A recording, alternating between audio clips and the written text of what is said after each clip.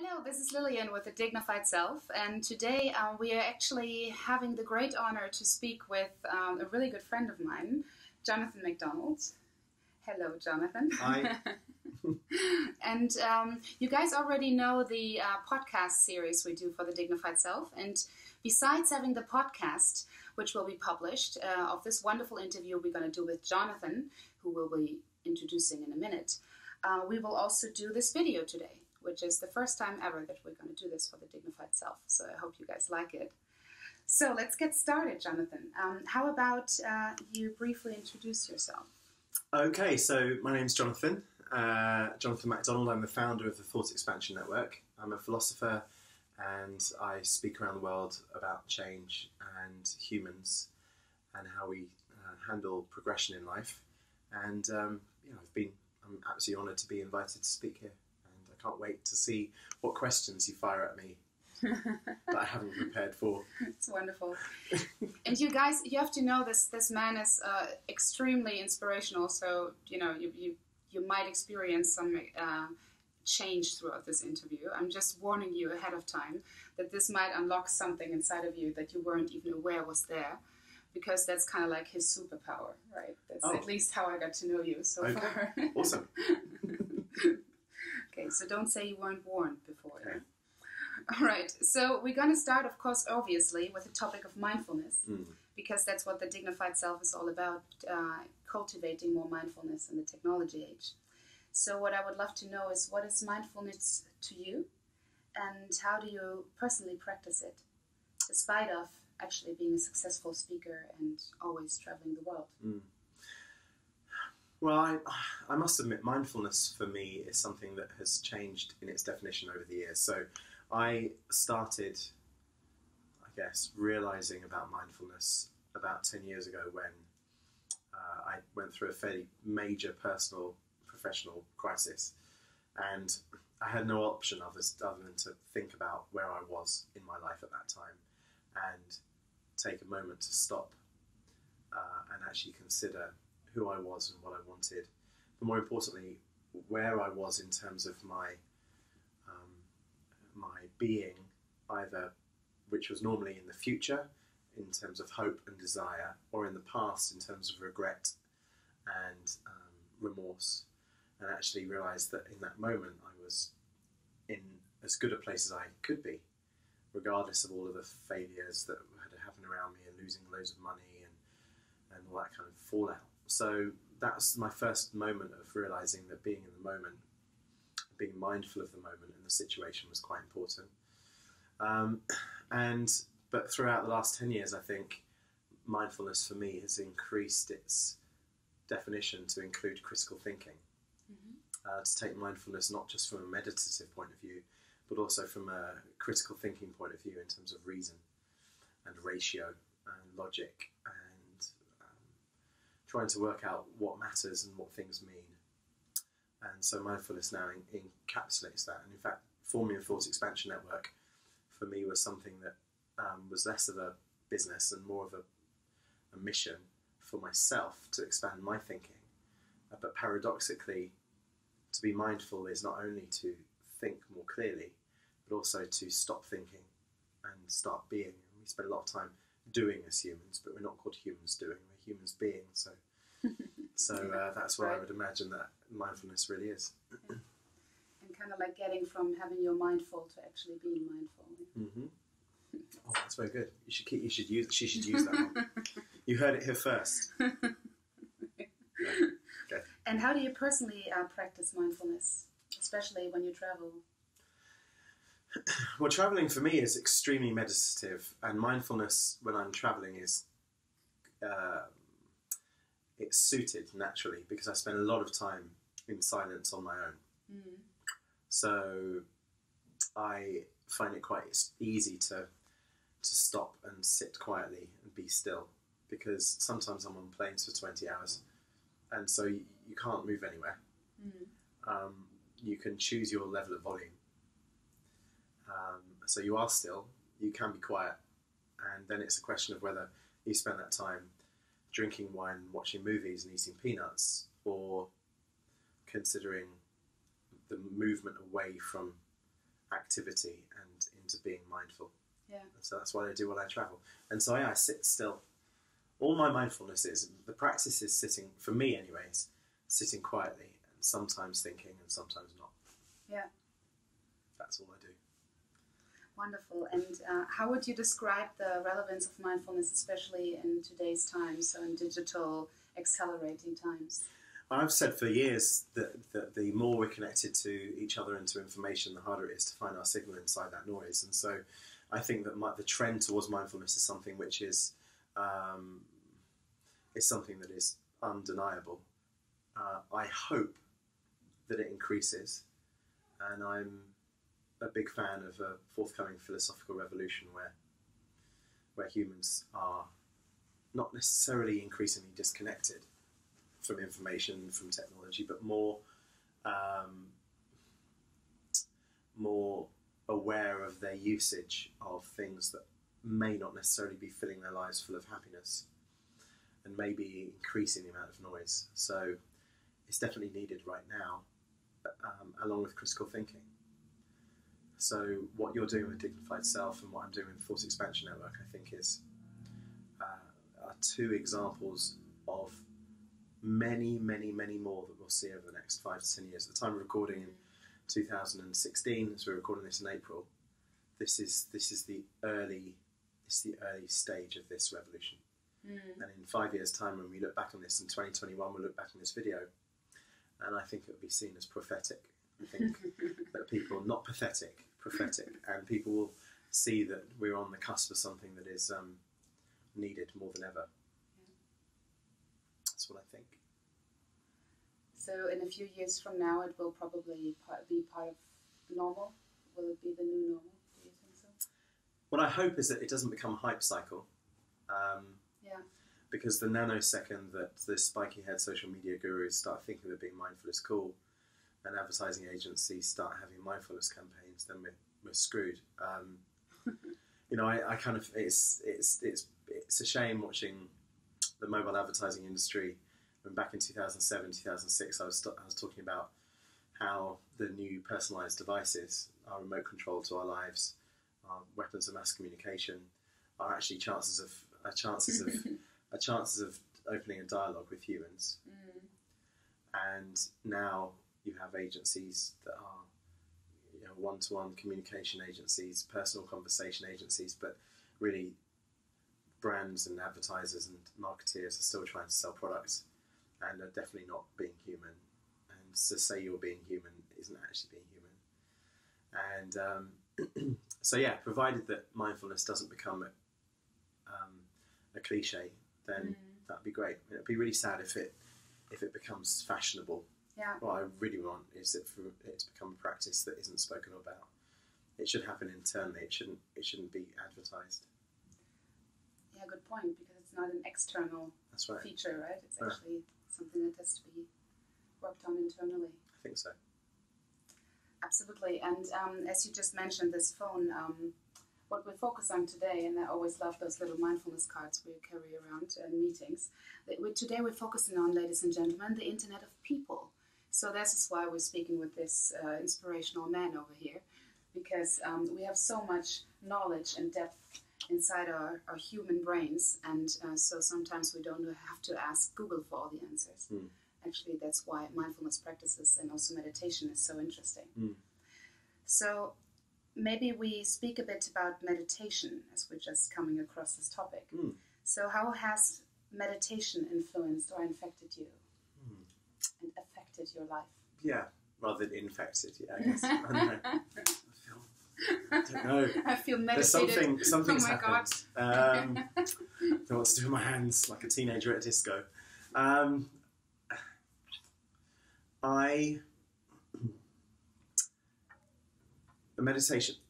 Without meditation, I don't think I would be here today. So it's not something that is optional in my life. I'm unable to live well without sitting quietly. So the problem with meditation, I guess, to some people is that it seems to be a quasi-spiritual, religious type of activity, and the reality is that there's nothing further from the truth.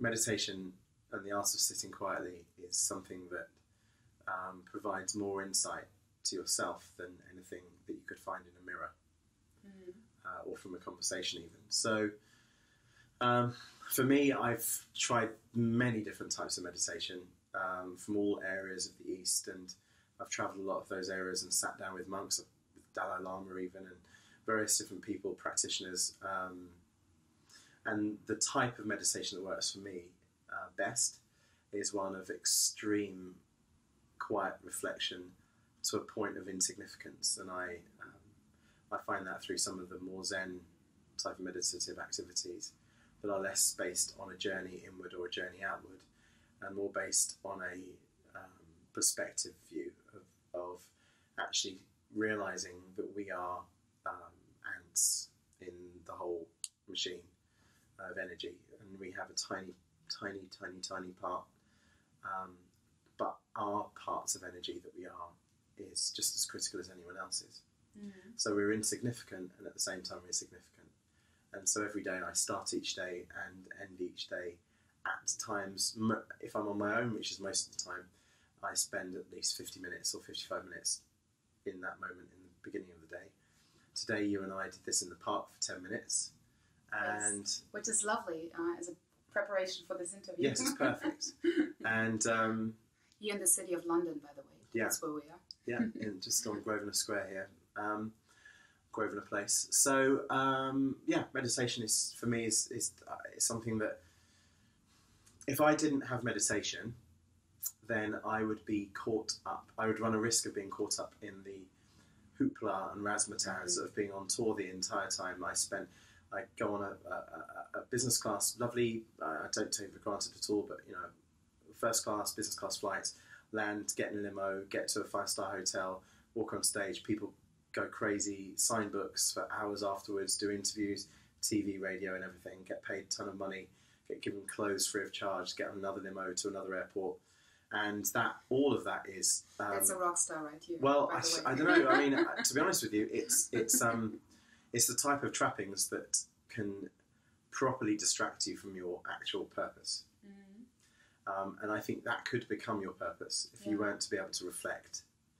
The purpose, the reason I'm on this planet for the short period of time that I'm here is to enable change by changing the way people think. And that's my role. That's my bit that I'm playing. And I'm only able to be real to that if I can spend a vast amount of time in reflection to ensure that I'm not taken over by my character, by the person that plays me in this play. Your ego. Yeah, and that's the ego, and that's a really powerful driver, especially when you have that type of lifestyle. Then that driver can become your reality, and you see that with famous authors, musicians, magicians, professors, you know, politicians. It can become you. Yeah. And mindfulness for me in meditative practice enables you to realize that you is not that. These are window dressing things, and they're comfortable. Flatbeds are comfortable on flights. 5-star hotels are comfortable in cities, but they don't actually define you. Yeah, they're not actually you. In fact, they couldn't be further from you. It's not real. None of it's real. So the only thing there is the moment, and you're a very insignificant part of it. And that's what I try and remember and practice on a daily basis. Otherwise, I would end up in a totally different life that isn't comfortable. Yeah, and being in line with your dignity. Yes, that's right. Owning yourself and almost to have my own dignified self. Yeah. You should think about that title as a blog, maybe a website, possibly workshops, talks. I don't know. There's future, maybe even a book. Just saying. What a good idea. You heard it again. You heard it first. 25% royalties, thanks. So you just mentioned your lifestyle and being on stage all the time, and I remember you telling me once that actually the moment when you get on stage is sometimes kind of like a meditation for you. So why is that? I'd forgotten I told you that. I haven't told many people that. So this is there's not many people who know this. So when I walk on stage, Are you okay to speak about it? Yes, Okay. I just haven't said it out loud to All many right. people. So, but I don't have. So before I walk on stage, I do a significant amount of breathing exercises, which mainly involve breathing all the way out and breathing all the way in, and I mean all the way out and all the way in, and being extremely quiet. So not surrounded by people taking pictures, or so 20 minutes or 15 minutes or 30 minutes before going on stage, you won't find me. Mm. I'm nowhere, and if I'm in the audience, I'm in total silence on my own without being engaged in anything. And so by the time I walk on stage, I'm meditate. I'm in a state. 9 times out of 10 now, I'm not. When I'm on stage, I'm not actually there. I'm observing myself, and I watch myself speak.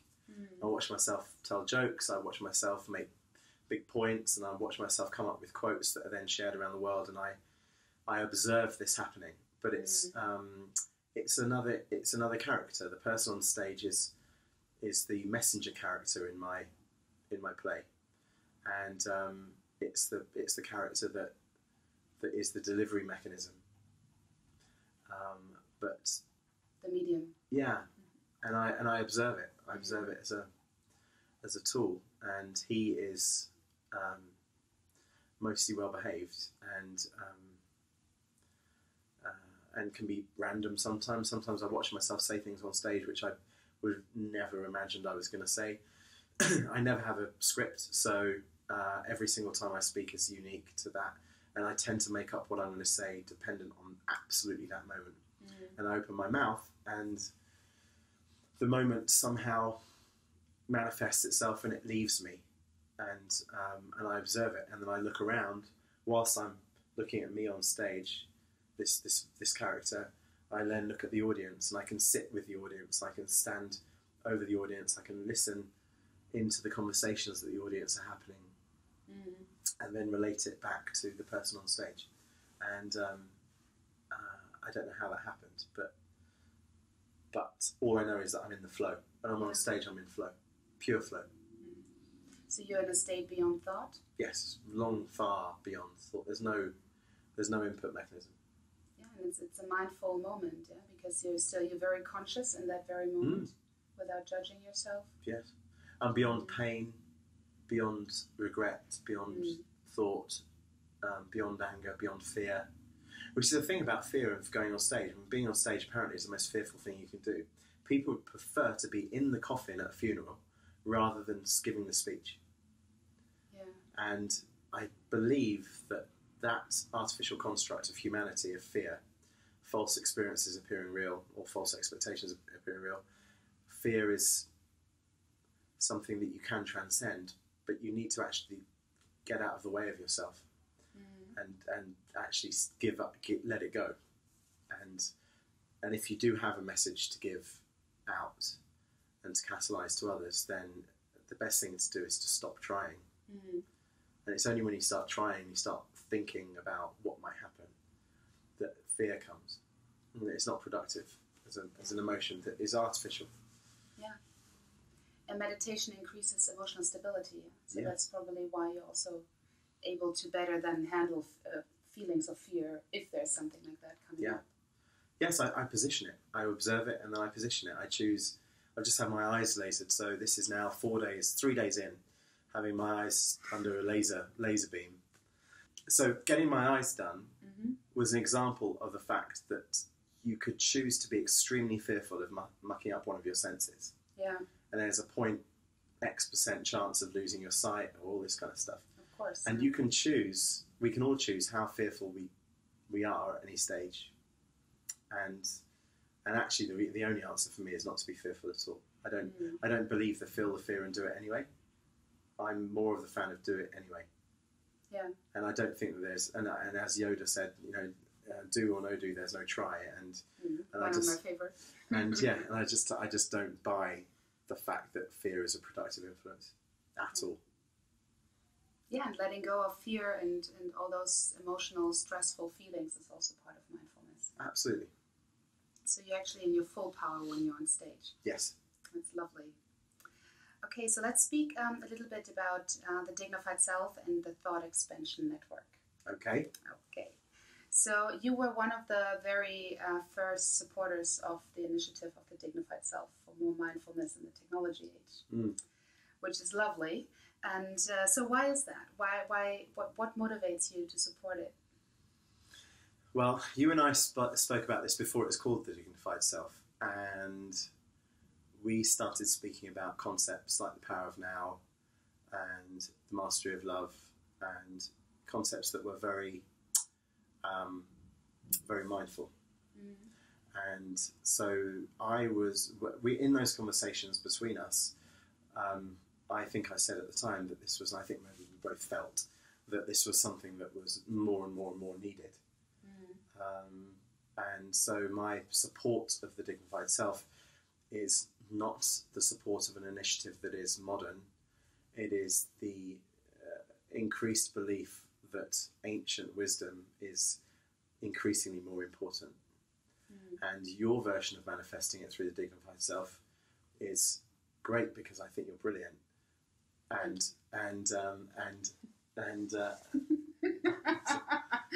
this would be the thank you card. So this is whenever someone says something nice, the thank you card is coming. But don't interrupt, because listen deeply to others. I'm sorry. Right. So zap back into kindness. Okay, I will. So thank you so much. I believe that we are all in requirement of this. So I'm a big fan. I'm glad you're doing it. But if you weren't and someone else was, I'd also be a fan of anything that drives mindfulness. There can never be too much of it. Yeah, I agree. So, what else do you think the Dignified Self could provide to cultivate mindfulness, especially in the business world? And yesterday, you were also a supporter and part of a talk I gave here in London at the Rethink conference, where I ran a session around mindfulness in the technology age, and with different mindfulness practices with a lot of CIOs and from the management board, and they all participated. But you were actually there and could see it live, and it would be extremely valuable to me to hear what you have in mind. What else could the Dignified Self do to bring mindfulness into the business world? I think the challenge for businesses is to understand the reason why it's important. So if you think about a standard conversion funnel with awareness, consideration and conversion, it's fairly easy to work out, if companies had seen that it was important, how you could convert more of that value, from workshops to talks to content to weekly updates to all this kind, that's easy. The challenge isn't necessarily in the converted, it is in the people that need to become aware and consider positively, I think. And so more videos like this would be better than doing fewer. But getting the awareness to executives is something which can either happen through their own will, which maybe is low, or via convincing them that it's important. And to convince an executive that it's important, you need to convince them that their targets will be hit easier or quicker or better if they did this, which means that mindfulness needs to become a business practice that is provable in a KPI. And I wish it weren't the case. I wish that everyone in business got the need for this. But until people do, and I also believe that the most senior executives possible need to be the most engaged, because this is the type of thing that will get killed at senior level. Because it will be seen as not as important as sales figures. The reality is it's more important than any sales figure or share price, because we're dealing in life and happiness and fulfillment. And there's nothing more important than that. And whether someone earns $1 million commission or $2 million commission or no $1 million commission is academically interesting to a point, but holistically interesting. We need to be thinking about our own role in life to ourselves and holding ourselves to account and actually being the best version of ourselves and the highest versions of ourselves, and setting the intention to actually achieve a state of happiness and bliss and calm, within which, by the way, I would say, for the record, nothing from sales to finance to commerciality or product definitions is as important at all. These are those minnows. They are amoebas in the grand scheme of things, of energy. Okay, so how exactly could the Dignified Self support this? Workshops like yesterday, for example, do you think that would help to do more of that, or would it rather be videos? What would be your personal favorite format? I personally believe that my opinion is invalid in general, like in life actually.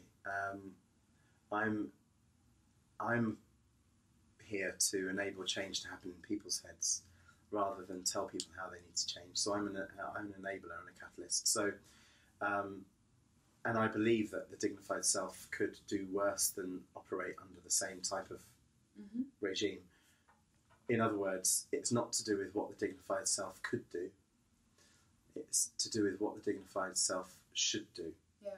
So the formats that the Dignified Self should take, I believe, would be ones that are the most effective in the eyes of those needing to have the impact. Yeah. And if it turns out that the executives last night find the workshops really interesting and engaging and meaningful and therefore catalytic and revolutionary, then do loads of them. Yeah. If it turns out that the executives find video formats more approachable and digestible, then do loads of video formats. You know, but there are 3 ways of making money commercially. There's 7 different versions of spinning commercial revenue streams. There's 47 different multimedia platform uses that are mainly in play. So I don't care. My priority of those formats and revenue streams and stuff is not as important as those inside the company that need the assistance more. Yeah. And so I would start with actually sensing what resonates the most. Yeah. And I would try 5 and see whether one of them wins. And I would also not have any desire attached. Desire is as dangerous as fear, by the way. I would have no expectation or hope as to which of those or any of those work. Yeah. And just let it out and say, here's the first version of options, and you know, which ones do you engage with? And it doesn't matter if they say none of them. You just bring another 5. But if they say one of them is a really great, maybe the workshop one is a great usage, then great, do more workshops. But we should never attach ourselves to someone else's story. Yeah. We're only responsible for our own story. Absolutely. And so the Dignified Self in itself needs to be mindful and practice the same mindfulness as an operation. Walk the talk. Yeah. Absolutely. And mindfulness is a tender, loving flower. Yeah. So you have to be careful, I think, and mindful about it, actually. That's right. To putting it into a tough package of which is called return on investment. That's right. So that's exactly. It's going to be exciting where this is going. That's why it's interesting to hear your opinion about it. In general, I think that you should be the sunshine for that flower. Yeah. rather than being the stake in the ground that says, "Listen, flower, you need to grow in this direction." Well, everyone who's part of the Dignified Self and in the community, and also you as being someone who supports it with the interview, is part of the sunshine. That's how I see it. Thank you. Just call me the sunshine. All right, so let's speak about your sunshine project. Okay. So that's the Thought Expansion Network. Yes. And which follows the mission to create change by changing the way we think. Yes. Why do you feel that is needed?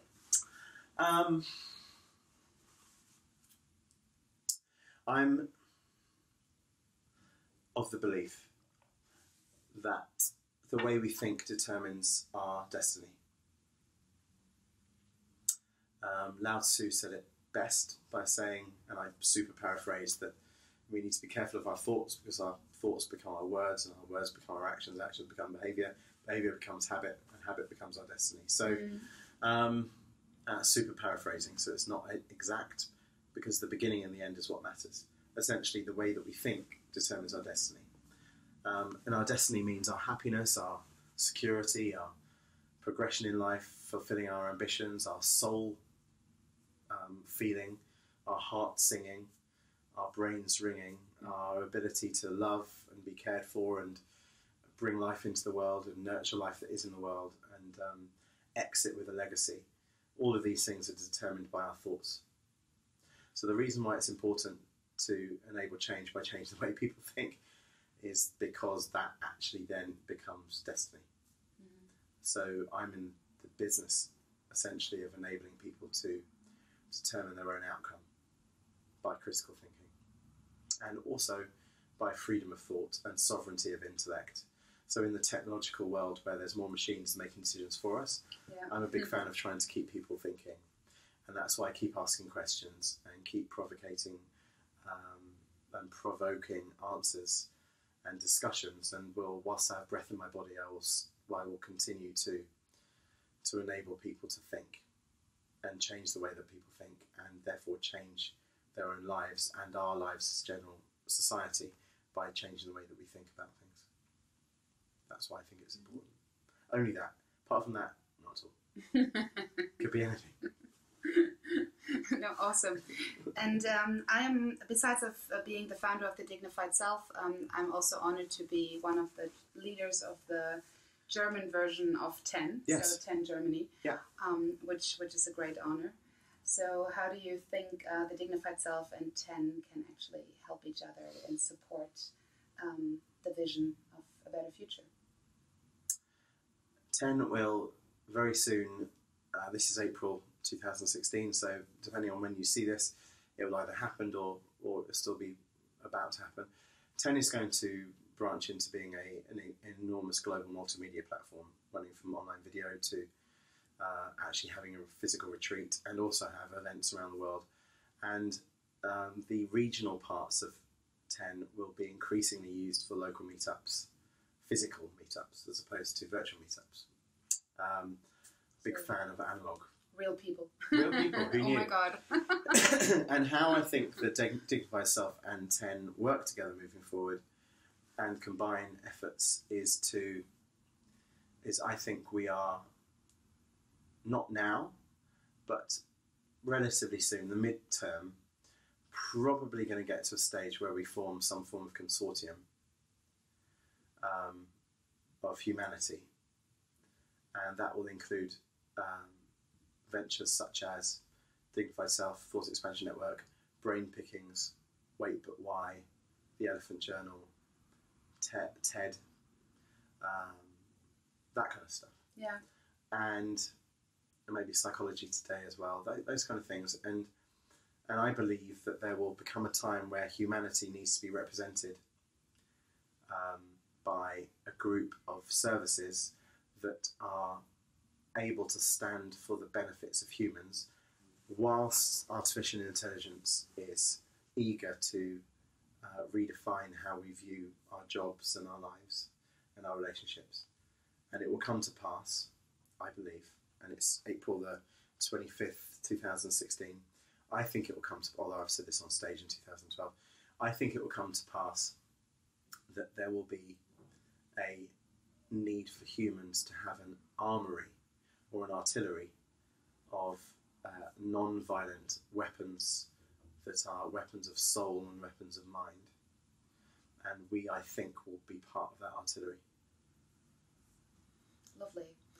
And this is also linked to the emotional brain, yeah? Is it not just the thinking brain, also the emotional brain? Well, what thinking do you mean is by soul and feeling? Thinking is both. So logic is one, emotion is the other, but all of it's thought. So what I'm talking about is the capability of humans that machines may not necessarily have the uniqueness to do.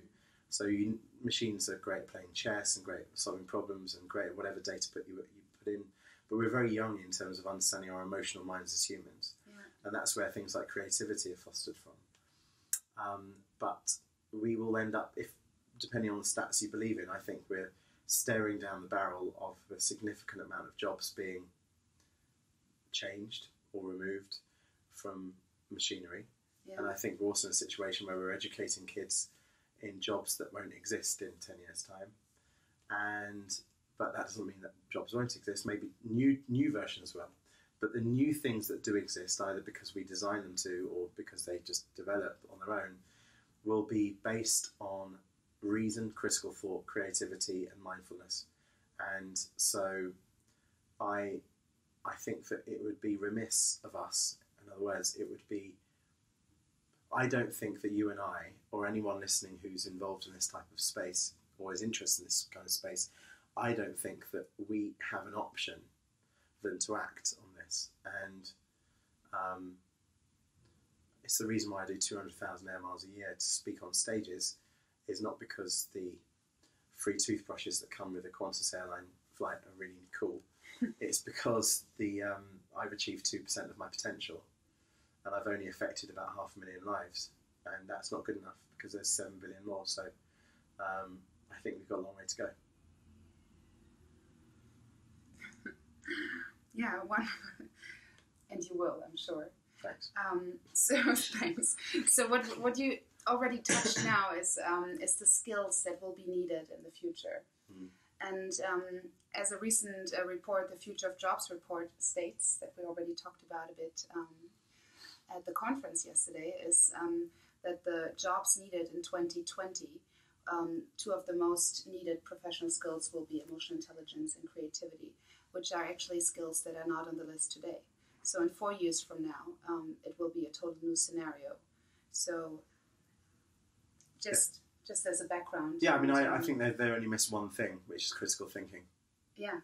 I believe that's also on the list. Yeah, and if not, we should definitely add it. Well, critical thinking would make us question the actual structure of government and the actual structure of finance and the actual reason for media and the reason why we read about things sometimes and we don't read about things other times, and the reason why massive issues are hidden from the public eye.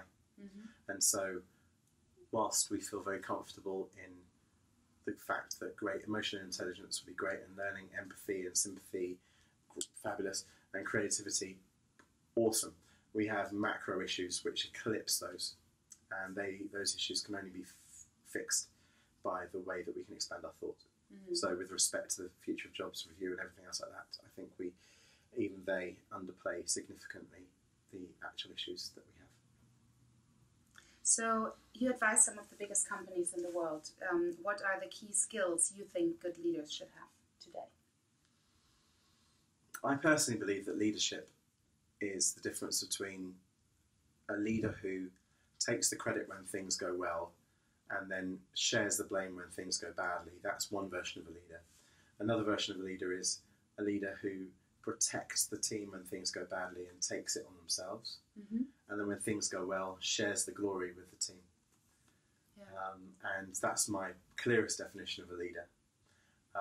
Leaders are people that followers don't feel as if they're subdominant to. Mm. Bad leaders are people who feel are threatened by. So on the same. Yeah, and I believe that ultimately, above all, the critical component of a good leader is being someone who can create a belief syntax, a belief language that can be harnessed by people inside an organisation, or if it's not an organisation, if it's a charity, if it's a school, if it's a club, a company. But you create a belief, an idea virus, if you like, or a belief syntax that people can attach themselves to.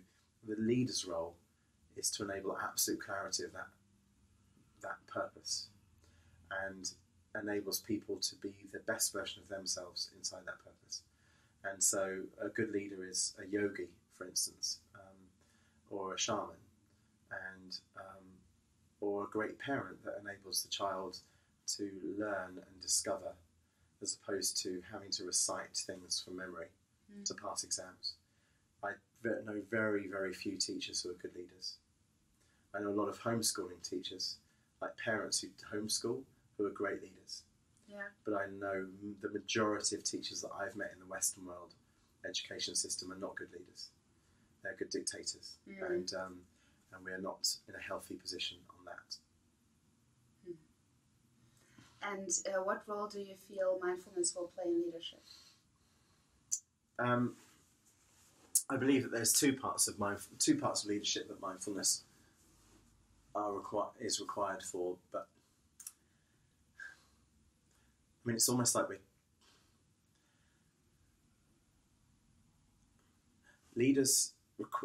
I believe that leaders need to have an ultimate purpose that is believable in by themselves and by the company in general.